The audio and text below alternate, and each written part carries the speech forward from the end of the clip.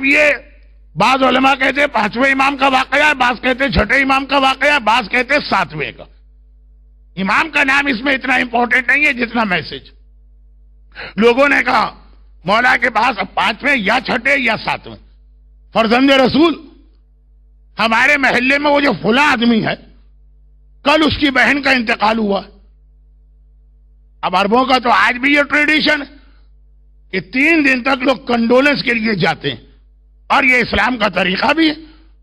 پیغمبر اسلام نے جناب جعفر طیار کی شہادت پر حکم دیا تھا، اور وہ جگہ بھی مدینے کی مسجد میں ہے جہاں جعفر طیار کا مکان تھا، اور رسول نے شہزادی کو بھیجا تھا 3 دن جاؤ اور وہاں جا کے بیٹھو. خیر، تو اب کل اس کی بہن کا انتقال ہوا.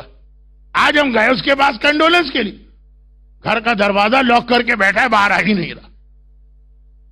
کنڈولنس تو عرب میں ایک ایسا ٹریڈیشن ہے اور اسلام کی ایک ایسی سنت ہے.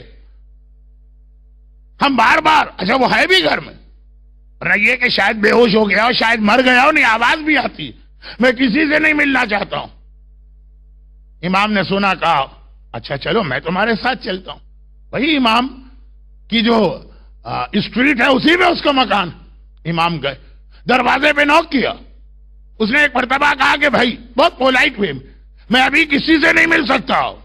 امام نے اپنا انٹروڈکشن کرائے. امام آئے، اب گھبرا گئے. گھر کا دروازہ کھولا اور جتنا کراؤڈ، یہ کل سب اس کی بہن کے جنازے میں تھے، سب نے اس کی بہن کو کندھا دیا تھا جنازے کو.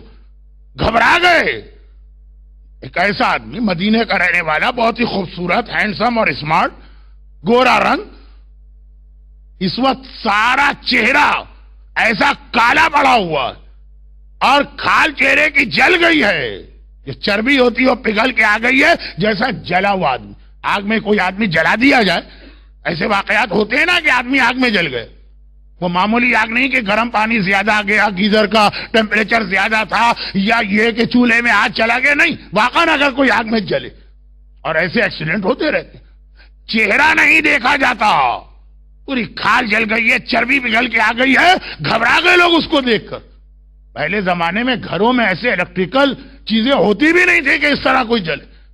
ابھی کل شام کو جسٹ بیفور مغرب یہ قبرستان بقیع میں ہمارے ساتھ تھا، اور آج فجر کے بعد اس کی حالت. لیکن امام کو کیا کہے؟ دروازہ کھولا، امام اندر گئے، باقی لوگ بھی اندر. اب ہر ایک کی زبان پہ ایک سوال ہے، یہ کیا ہو گیا راتوں رات؟ اس نے کہا کہ بھائیوں اب تو بات کھل گئی. بس اس میں امام کا صرف اتنا انوالومنٹ ہے کہ امام نے اس کے گھر کا دروازہ کھلوایا، اور آخر میں جو جملہ کہا تو امام نے اسے کنفرم کیا.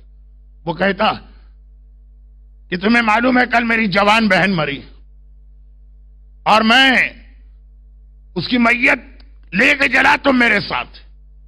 پھر اسے میں نے دفن کیا، ہم لوگ گھر آ گئے. جب گھر آ کے میں بیٹھا، تھوڑی دیر کے بعد تقریباً مڈ نائٹ اچانک مجھے ریئلائز ہوا.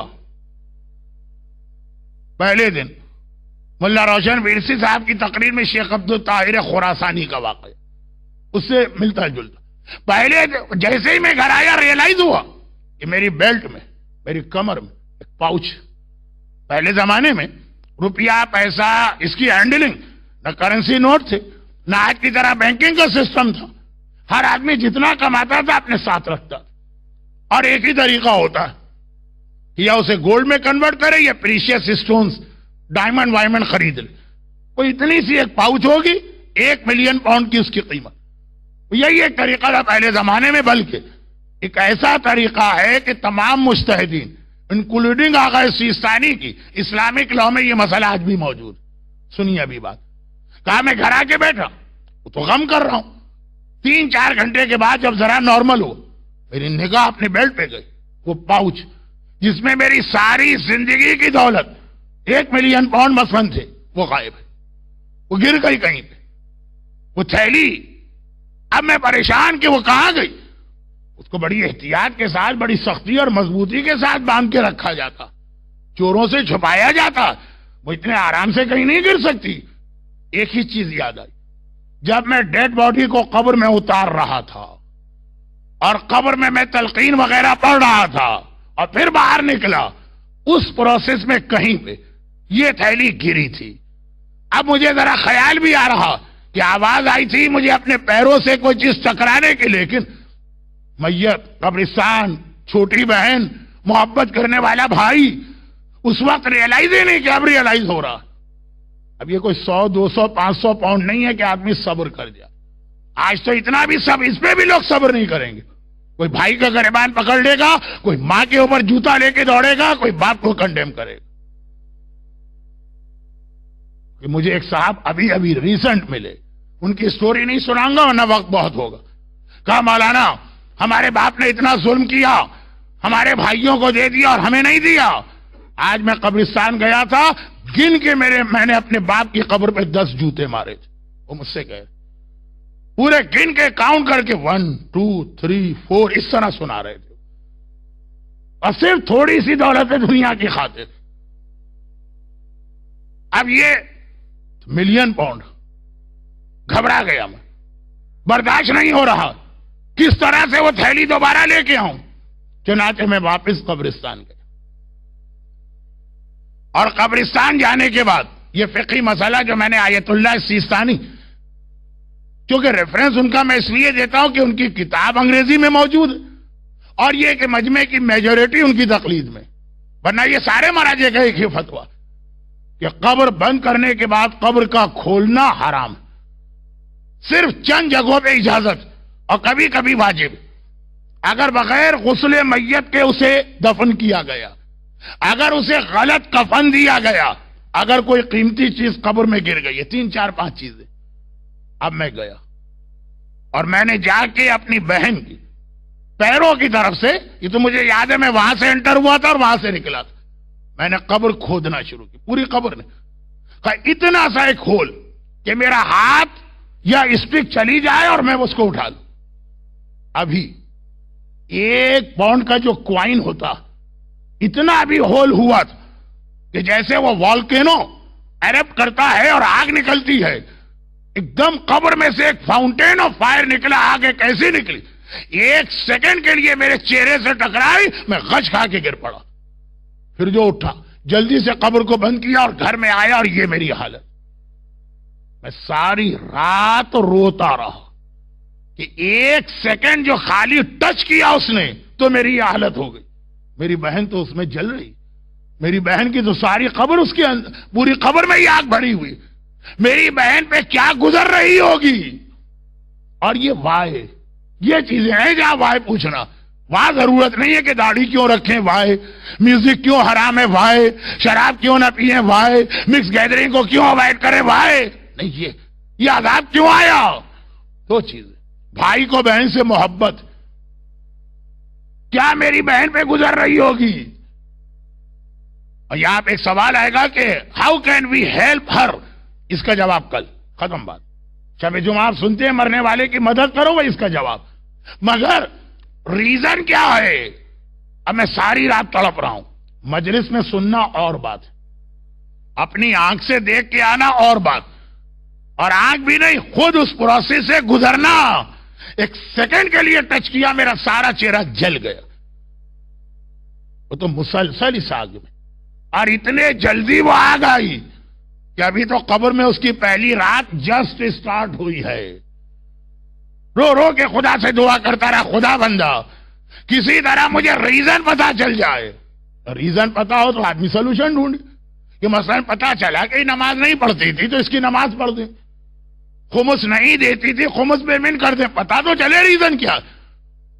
میں خدا سے دعا کرتا رہا، خدا بندہ بس ایک ہی اس وقت میری فریاد ہے، مجھے بتا دے کیا ریزن. فجر سے جسٹ بیفور روتے روتے، پین الگ ہو رہا ہے، یہ پین تو ہے، اور رو الگ رہا ہے، آنکھ لگ گئی. ایسے وقت میں اگر نیند آ جائے تو دیٹ مینس یہ نیند اللہ کی طرف سے. میں نے اپنی بہن کو دیکھا اور عجیب حالت میں دیکھا، وہی جو سر سے پیر تک اس کے چاروں طرف فائر، اور رو رہی ہے، تڑپ رہی ہے اور فریاد کر رہی. میں نے پوچھا بہن آخر یہ عذاب تم پہ کیوں آیا؟ کہا بھیا مجھے صرف اسی لیے اللہ نے پرمیشن دی، اور وہ یہ یہ دو میری غلطیاں تھیں. پہلی غلطی یہ تھی کہ میں بہت شوق سے لوگوں کی برائیاں سنا کرتی تھی اور دوسروں تک اسے پہنچایا کرتی تھی. گھر میں بیٹھی ہے, برابر کے گھر میں میاں بیوی کی لڑائی ہو گئی, کان لگا دی, اور پھر پورے محلے کے اندر یہ چیز پہنچ گئی. کسی تقریب میں بیٹھی ہوں, کسی کی برائی آئی, اسلام کیا کہتا ہے, یا روک دو یا اگر ان کو روک نہیں سکتے اٹھ کے چلے جاؤ. میں نے کان لگا دی. اتنا شوق تھا مجھے برائیاں سن کر اسے پروپیگیٹ کرنے کا, جسے الفاظ بدل کے آپ کہیے غیبت کرنے. اور دوسرا یہ کہ مجھے پتا چلا کہ میرا حجاب کمپلیٹ نہیں ہوتا تھا. امام کے زمانے میں کوئی عورت بے حجاب نکل ہی نہیں سکتی. مسئلہ بے حجاب کا نہیں, مسئلہ کمپلیٹ حجاب کا ہے. ایک اسلام کا حجاب ہوتا ہے, ایک مکی ماؤس, نہیں وہ منی ماؤس. دیکھیے غلطی ہو جاتی ہے مجھ سے, میں مکی اور منی کا فرق بھول جاتا ہوں. ایک اس کا حجاب ہوتا ہے کہ سر پہ اسکارف بھی اور کان بھی نظر آ رہے ہیں. تو یہ جب پراپر حجاب نہیں کرتی تھی, یہ دو گناہ میرے ایسے تھے جو اللہ کو اتنے ناپسند تھے کہ کوئی ویٹ بھی نہیں کیا ایک رات تو گزر جائے. جیسے ہی میں قبر میں گئی عذاب آنا شروع ہو گئے. اب اس وقت امام معصوم نے یہ فرمایا کہ جو اس نے بتایا بالکل صحیح بتایا, اس لیے کہ میرے جد رسول خدا نے بھی معراج کے سفر میں یہی دیکھا تھا. وہ کیا دیکھا تھا وہ کل سنیے گا, آج تو ٹائم نہیں رہا. اب وہ موت کی تکلیف اپنی جگہ, وہ تو پھر بھی ہم نے سوچا کہ چلو ایک پروسیس ہے, روح نکل جائے گی پھر تو آرام آ جائے گا. نہیں, پھر یہ قبر.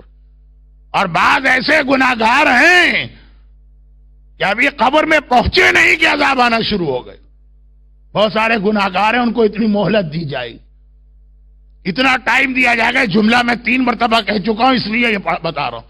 بعض گناہگاروں کو ٹائم دیا جائے گا, ٹھہر جاؤ, شاید اس کے گھر والے نماز وحشت سے قبر پڑھ لیں. رات ختم ہونے تک ایک ٹائم دیا جاتا ہے نا, ہم اور آپ نماز وحشت پڑھتے ہیں, مرنے والے کو بینیفٹ تو ملتا ہے نا. یہ ایسا گناہگار عورت کہ اللہ نے اتنا ٹائم لیمٹ بھی اس کے لیے نہیں رکھا. رحمتک یا ارحم الراحمین وصلی اللہ علی محمد و